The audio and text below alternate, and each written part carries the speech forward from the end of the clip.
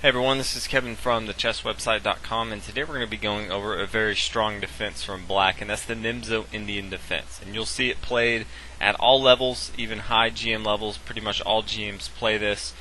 And it starts out with pawn d4, e6, c4, knight to f6 development move, and knight to c3 development move, followed by bishop to b4, pinning down this knight to the king on e1.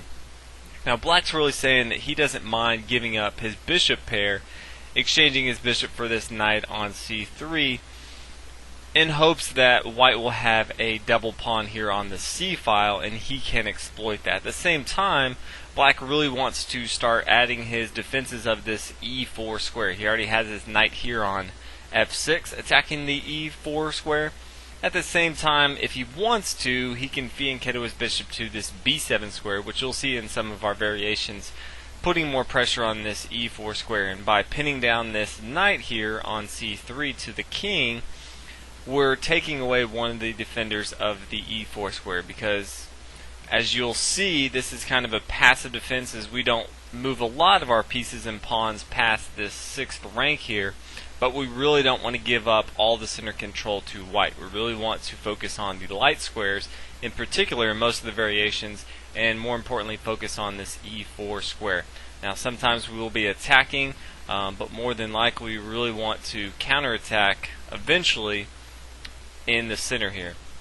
So the first variation that we are going to look at is the Rubinstein system, and that is pawn to e3. And there's three main systems. It's e3, you'll see, is the Rubinstein, and then you'll see the classical, which is queen to c2, and then the last is Kasparov's, which is knight to f3. And you can't really argue with Kasparov, even though his opening is not really the most common. The most common that you will see is the pawn to e3. So we're going to go over some of the variations that you will see in the Rubinstein variation. The main line continues with black castling on the king side. Again, a lot of these variations, black is really content just building up his own defense, and then he's going to later on try to counter in the center, and then depending on where white moves, if he wants to attack on the king or the queen side. But from here, white's going to continue bringing his bishop to d3, nice development move here, and then we're going to start to attack. We're trying to attack this pawn, or excuse me, the square on e4, but at the same time we're attacking this pawn on c4. And white may continue simple development move, knight to f3, freeing the way for his king to castle on the king side. And from here we're going to bring our pawn to c5, very common move that you'll see here. At the same time, we're trying to counterattack this center. Right now white has a very strong center with 3 pawns here in the middle. At the same time, he has 3 minor pieces all in the 3rd rank here, trying to vie for center control. So this move of c5 here is really trying to just break up the center control. In this case, really trying to knock off this d4 pawn here. Now from here, white may continue castle on the king side. King side safety always important. And from here we can take on c4. And then after he takes with his bishop on c4, then we have a few options. But as you can see here, white's really maintained his center control, but at the same time black has a very solid defense here around his king, and at the same time we do have a lot of counterplay. We can bring our knight to c6 if we want to. We can also bring our knight to d7 if we want to, and again we can always capture here on c3. We can capture here on d4, so we definitely do have a lot of options in the main line. My personal favorite variation in the Rubinstein system is pawn to c5, and this puts a lot of pressure right away on the d pawn. Now again, there are many different variations, so I'm not going to go over 10-20 minutes on every single variation, but I do want to let you know some of the common ones, and also kind of what I like to play myself and how it kind of works for me. And I feel like pawn to c5 is probably one of the more aggressive plays for black. It puts a lot of pressure right away again on this d4 pawn, and at the same time, if he does take, then we have 2 options here. We can bring our knight to a6 and eventually take, or we can take with our bishop, or at the same time we can take with our bishop on c3, and then he's going to have triple pawns here. So you may not even see him take with his pawn right away, but again we are putting a lot of pressure on this d4 pawn. The last option that you do have in the Rubinstein system is pawn to b6, and this is actually what Bobby Fischer preferred. Bobby Fischer is a better player than I am, so I would definitely say listen to him and try it out if you want. But from here, a lot of times you'll either see knight come to e2, or you may even see bishop come to d3. More times than not, though, you will see the knight come to e2, trying to alleviate pressure on this knight here on c3. And if we do take, instead of having double pawns, he can always recapture with his knight here. And there's two variations from here. Bobby Fischer's variation is actually bishop to a6. If we can ever get rid of this pawn here, which we can push forward with our pawn here on d5, to get rid of this pawn here, we can exchange our light square bishop if we chose to.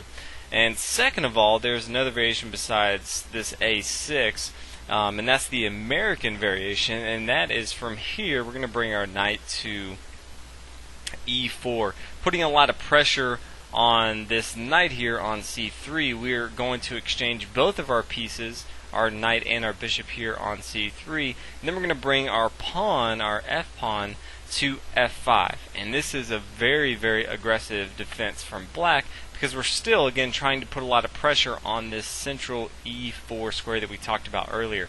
Then we can castle on the king side still, and we'll have this semi-open f-file if we can get off this pawn on f5. But as you can see, this is very aggressive, and we're really trying to put a lot of pressure on the center, especially this e4 square. So you definitely do have a lot of options in the Rubinstein system. One of the variations is getting a lot of traction in chess is queen to c2. A lot of white players, when they face the Nimzo Indian defense, which is very common, they really don't want to have these double pawns on the c file. So a lot of times, instead of opting for the Rubinstein with pawn to e3, they'll just instead play queen to c2, basically saying, if you want to trade off your bishop pair, that's fine, but I'm just going to recapture with my queen here on c3. Now there are a few main lines that you will see. The most common is castling on the king side, and then pawn to a3, really trying to test black and see what they're going to do, if he's going to capture and give up his bishop pair or do something else. From here, black is going to capture. He's going to be very passive if he tries to bring his bishop back to a5, and then white can continue to push his pawns down the board and eventually force black to lose material, as he's going to lose his bishop here. Now from here, white's obviously going to take, as we talked about before, with this queen on c3, and then we're going to bring our pawn to b6, getting ready to fianchetto our bishop to b7 and start to attack this square on e4 here. Now from here, black can bring his bishop down to g5, pinning our knight down to our queen. As you can see here already, white's pieces are a little bit more active, as far as ours have not gone past the 6th rank, but at the same time, this complete side, his king side, is completely underdeveloped. And most of ours, we already have king side safety, we're already castled on the king side. At the same time, we can develop our light square bishop pretty easily. We can get our knight developed pretty easily with knight to c6. So black does have a lot of options here, and this is kind of a common theme that you will see, is black really tries to play a little passive early on, tries to build up a nice defense, and then counters later on. The next variation that you will see, and again we saw this in the Rubinstein, but it's pawn to c5, and this is again my favorite if I do face this queen to c2, because it really right away puts a lot of pressure on this d4 pawn. There's not a lot white can do to hold on to both his e pawn and his d pawn here. Now if he does capture, we do have a few options. Like before, we can bring our knight to a6 and capture with our knight. We can right away capture with our bishop, or if we want to, we can capture this knight here on c3 and then bring our knight to a6 and capture on c5. So we definitely do have a lot of options. I prefer just to bring our bishop down to c5, and from here we can develop our knight to c6 if we want to. We can castle on the king side, and I feel like this has a very good game for black in store.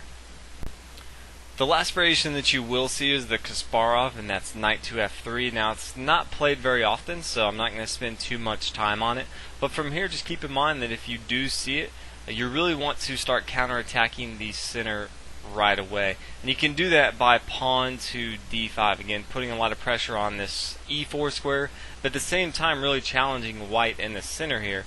We can eventually, as we talked about before, bring our pawn to c5, Then we can start to develop our other minor pieces, castle on the king side. But right away we're basically saying, we're going to try to attack this center control that white's already built up. So if you do see this knight come to f3, don't panic, but you won't see it as much as the Rubinstein or the classical. So hope you guys enjoy this video on the Nimzo Indian defense. If you haven't subscribed already, please do that, and I will see you guys in the next video. Thanks for watching.